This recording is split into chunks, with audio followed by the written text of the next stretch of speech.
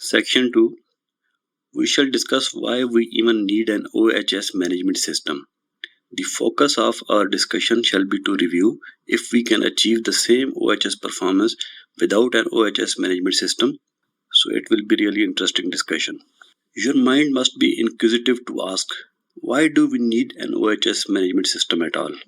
Or simply, can't we have an excellent OHS performance without the OHS management system?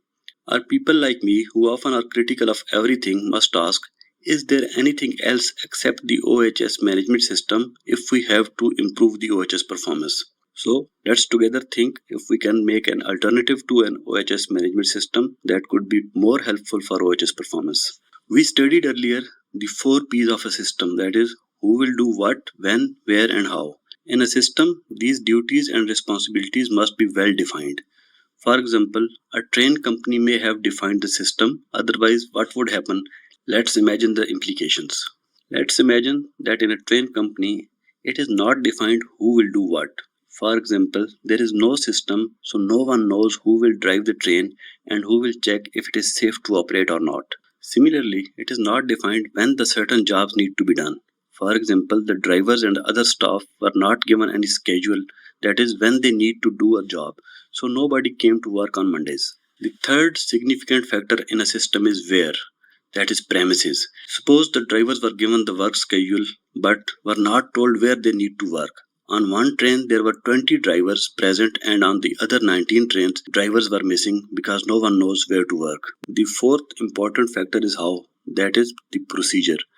Suppose the train company has managed who will do what, where and when, but did not make any arrangement for how, which means no one knows how to drive a train or how to maintain a train. So if there is no system in place, there is chaos, and the whole non-system, if you allow me to call it, will be unable to achieve what a train company is established for. Now relate this example to occupational health and safety. What is the objective of occupational safety and health management system?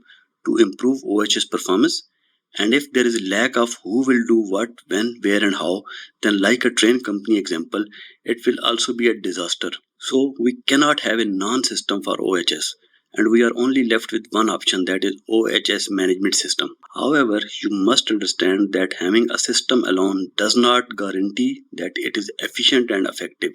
The systems can be either inefficient, ineffective or both. That's why the concept of auditing was introduced to identify and improve them. Here is another food for thought. What does an OHS management system mean?